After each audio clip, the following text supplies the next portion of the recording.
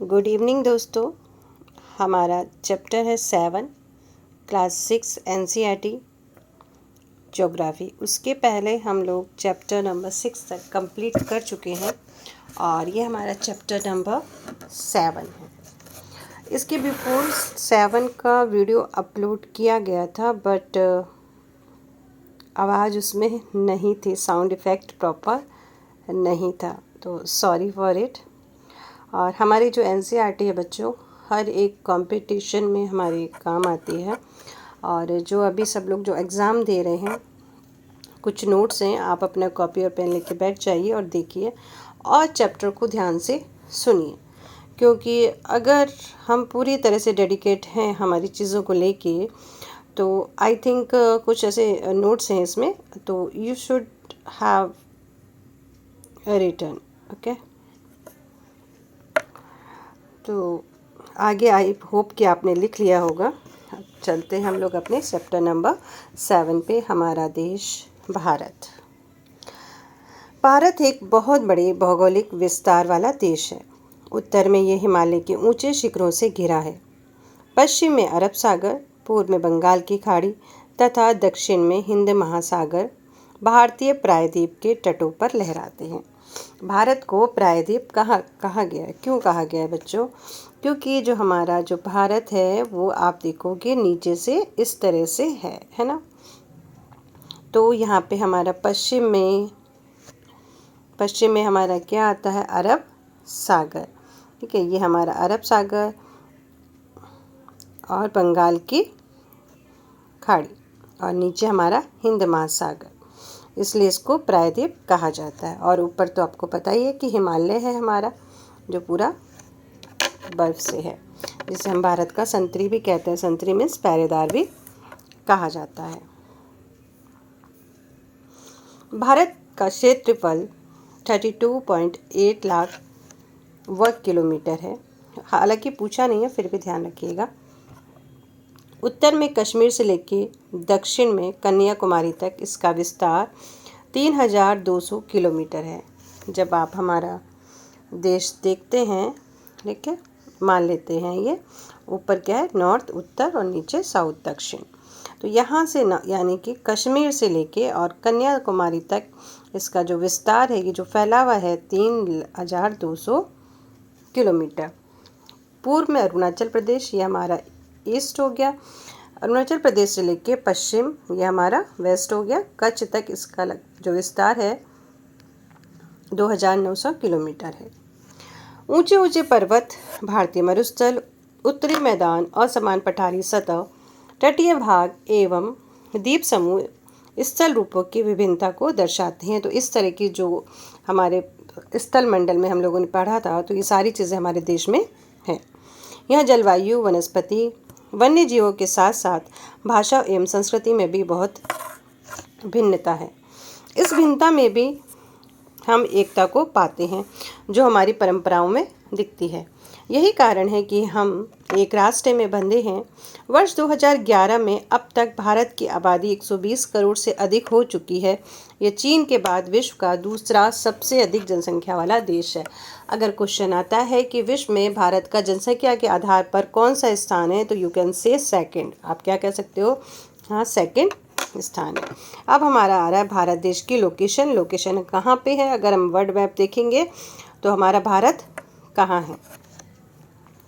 उत्तरी गोलार्ध में स्थित है भारत। ये हमारा जस्ट लाइक मान लेते हैं पृथ्वी, और पृथ्वी को हम इक्वेटर 2 पार्ट में डिवाइड करता है ना, नॉर्थर्न हेमिस्फीयर और साउथर्न हेमिस्फीयर। तो यहाँ पे हमारा जो एशिया है वो इसी एरिया में है, और एशिया में हमारा देश भारत है। आप लोगों ने देखा होगा मैप में या ग्लोब में। तो भारत उत्तरी गोलार्ध में स्थित है।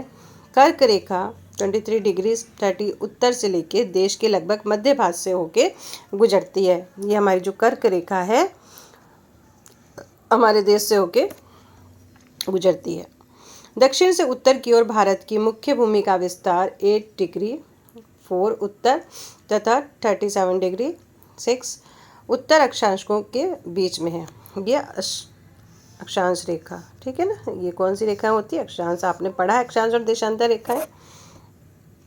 पश्चिम से लेकर पूर्व तक भारत का विस्तार 68 डिग्री 7 पूर्व तथा 97 डिग्री 25 पूर्व देशांतर के बीच में है। ये यहाँ पे हमारी ये देशांतर रेखाएं होती है। तो हमारी जो भारत की लोकेशन है वो इस तरह से यहाँ पे बताई गई है, आप इसको देख सकते हो। अगर हम विश्व को पूर्वी एवं पश्चिमी गोलार्ध में बांटते हैं तो भारत की स्थिति किस गोलार्ध में होगी, बताइए बच्चों। चलिए देखते हैं। मान लेते हैं ये हमारी अर्थ है और ये हमने बांट दिया हमारी पृथ्वी को।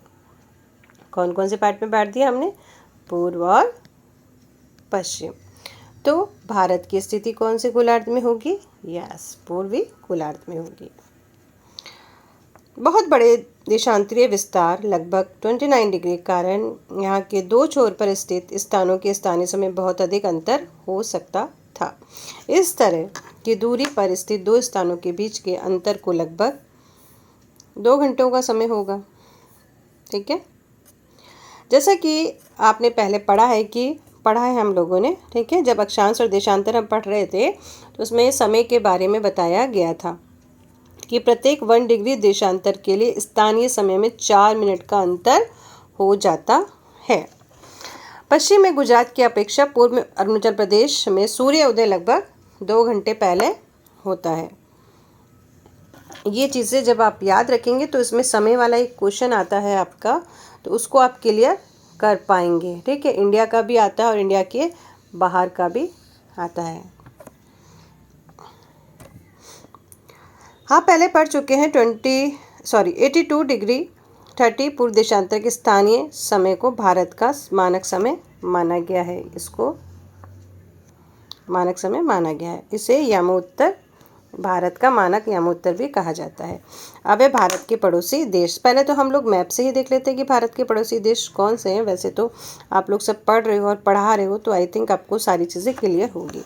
तो first of all you can see Nepal Bharat का पड़ोसी देश है, भूटान, बांग्लादेश, पाकिस्तान,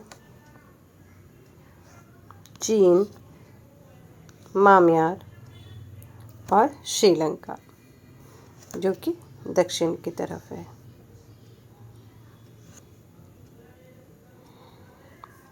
ठीक है, क्लियर, ये हमारे भारत के पड़ोसी देश हैं।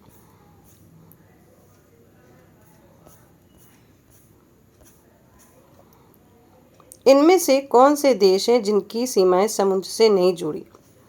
अभी कह रहे हैं दक्षिण में समुद्र में स्थित 2 द्वीप श्रीलंका और मालदीव हमारे पड़ोसी देश हैं। मालदीव भी हमारे पड़ोसी देश है। और ठीक है, पाक जल संधि भारत को श्रीलंका से अलग करती है। ये आप मैप फिर से देखिए। ठीक है, ये इसी को देख लेते हैं हम लोग। ये जल संधि है, इसको बोलते हैं पाक जल संधि। क्या बोलोगे आप, पाक जल संधि, जो कि श्रीलंका और भारत के बीच में एक जल से जुड़ी हुई ही एक रेखा है जिसको हम जल संधि कहते हैं। ठीक है, क्योंकि जल से है तो जल संधि कहते हैं। ये क्वेश्चन आ सकता है कि भारत और श्रीलंका को अलग करने वाली जल संधि का नाम क्या है, तो आप उसको बताएंगे पाक जल संधि।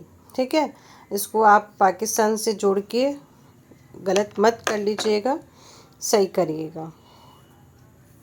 क्वेश्चन घुमा के भी दे सकता है, उल्टा करके भी दे सकता है। राजनीतिक एवं प्रशासनिक विभाजन। भारत एक विशाल देश है। प्रशासनिक क्रियाकलापों के लिए देश को 29 राज्यों और 7 केंद्र शासित प्रदेशों में बांट दिया गया है। बट बेटा अभी जो हमारा 2024 यस आई थिंक, उसमें अब हमारे जो केंद्र शासित राज्य हैं वो 8 हो गए हैं। कितने हो गए, 8। और जो हमारे राज्य हैं वो वापस 28 हो गए हैं। दिल्ली भारत की राजधानी है। राज्यों का निर्माण मुख्यतः भाषाओं के आधार पर हुआ है। हमारे यहाँ पे जितने भी राज्य हैं उनका जो डिवाइड हुए हैं, वो डिवाइडेशन जो हुआ है वो लैंग्वेज के बेस पे हुआ है। देश क्षेत्रफल की दृष्टि से सबसे बड़ा राज्य राजस्थान और सबसे छोटा राज्य गोवा है। आप इसको भी चेकआउट करेंगे, इसको देखेंगे और याद करेंगे। राज्यों को जिलों में बांटा गया है। हमारे जो राज्य हैं उनको जिलों में बांटा गया है कि राज्य बहुत बड़े हैं, उनको सभी राज्यों को जिलों में बांटा गया है। अब भौतिक विभाजन यानी कि हमारा फिजिकल डिवीज़न भारत का।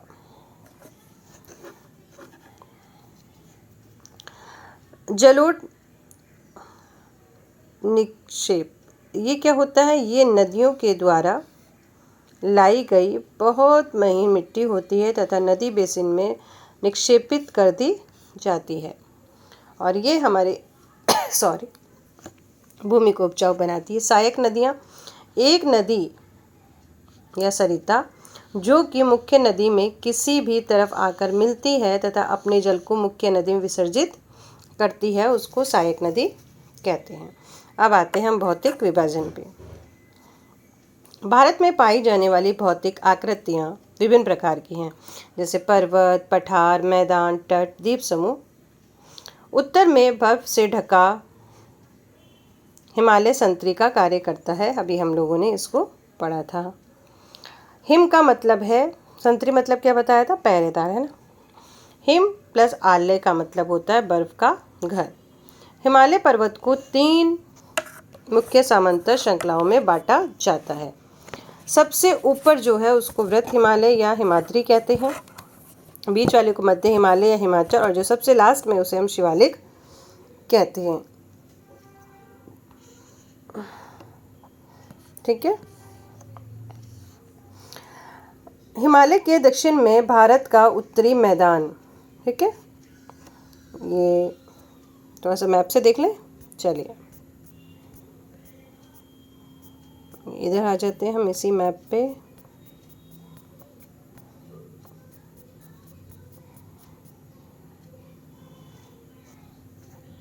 ये यहाँ तक ये हिमालय हो गया यहाँ तक, और इसके बाद ये हो गया हमारा उत्तर का मैदान। ठीक, उत्तर का मैदान हो गया।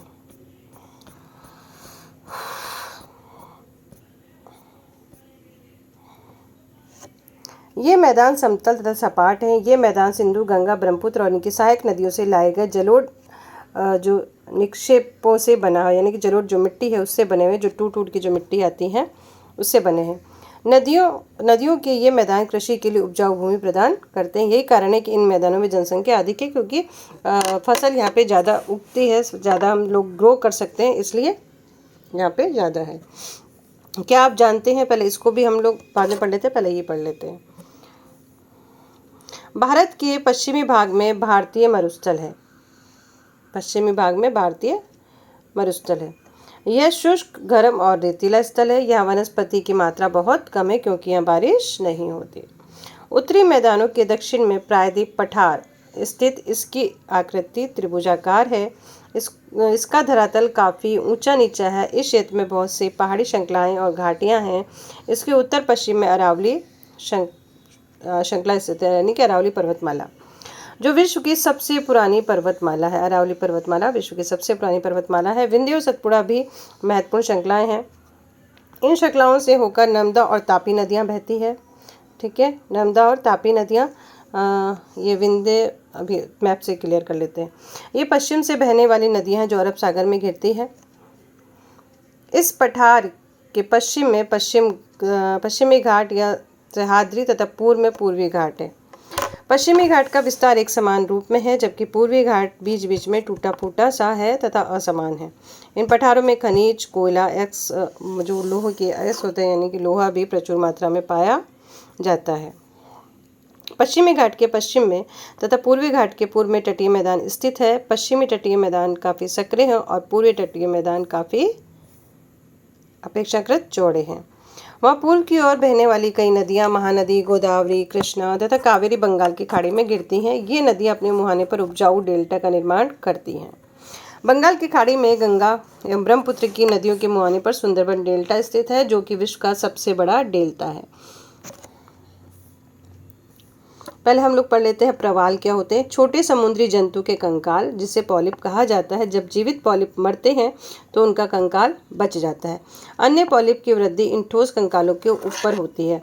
तो ये कंकाल मर गया है, इसके ऊपर फिर दूसरा और आ गया, उसकी वृद्धि हुई, फिर उसके बाद बढ़ते बढ़ते ये काफ़ी ऊंचे होते जाते हैं। तो इसी को हम प्रवाल द्वीप कहते हैं, चाहे इसको आप इंग्लिश में बोलते हैं कोरल रीफ बोलते हैं। ठीक है, एक तो क्या आप जानते हैं यहाँ हो गया, एक हमारा हो गया क्या आप जानते हैं। गंगा और ब्रह्मपुत्र नदियाँ विश्व के सबसे बड़े डेल्टा का निर्माण करती हैं, जिसे सुंदरबन डेल्टा कहा जाता है। इस डेल्टा की आकृति त्रिभुजाकार है। डेल्टा स्थल वह भाग है जो नदी के मुहाने पर बनता है। जो नदी जहाँ पे ऐसे जब गिरती है तो यहाँ पे वो बनता है, उसी नदी को नदी का मुहाना कहा जाता है। तो हमारी जो नदी है, फिर इधर आपकी जो नदी है वो कहाँ जाएगी, बंगाल की खाड़ी में। ठीक है, तो ये नदी के मुहाने पे बन रहा है, तो यहाँ पे ये डेल्टा है जो कि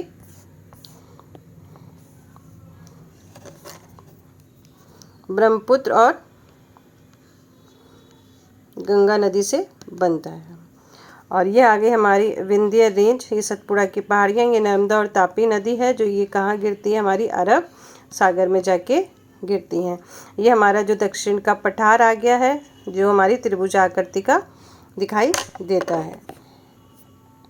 तो ये हमारा जो चैप्टर था, हमारा देश भारत, उसी में हम ये सारी चीज़ें रीड कर रहे हैं।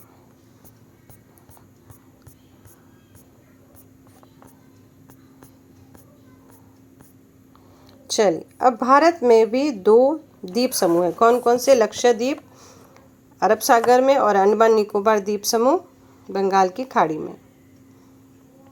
ठीक है, तो ये हमारे भारत के 2 द्वीप हैं।